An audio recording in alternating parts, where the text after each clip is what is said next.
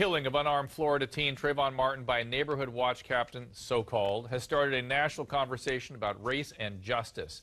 A dialogue likely to be influenced, and I think we'd all agree it has been influenced by the media. One recent headline says, quote, Trayvon Martin case exposes worst in media, close quote, and gives this example of a 911 call made by George Zimmerman on the night Trayvon Martin was killed. Here's a snippet of the original version of George Zimmerman's 911 call.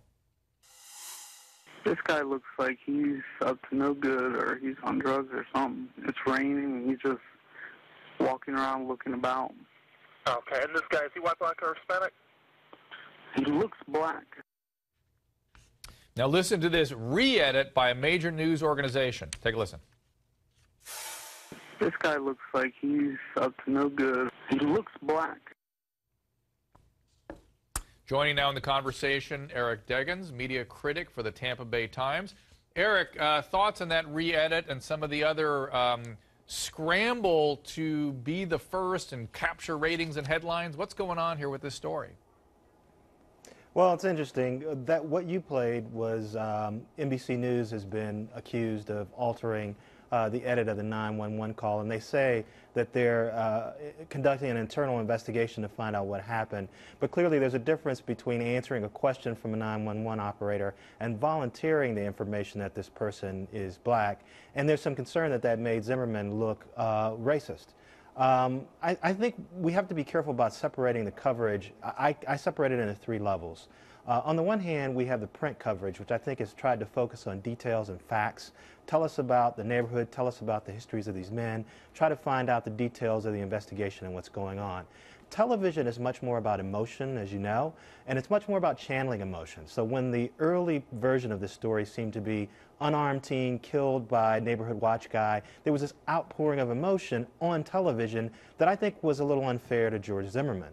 And then we have the online world where people have quickly sort of balkanized into two sides, where they're convinced that Zimmerman is racist, or they're convinced that he's being railroaded, and they're fighting it out on sites like the Daily Caller or the Huffington Post, and it's very polarizing. So we have almost 3 or 4 different areas where this story is playing out.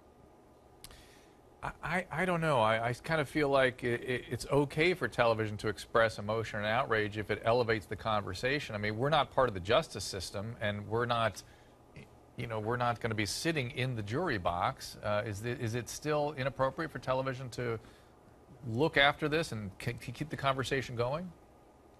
Well, you said if it elevates the conversation, and I think that's a big part of it. That's a big if.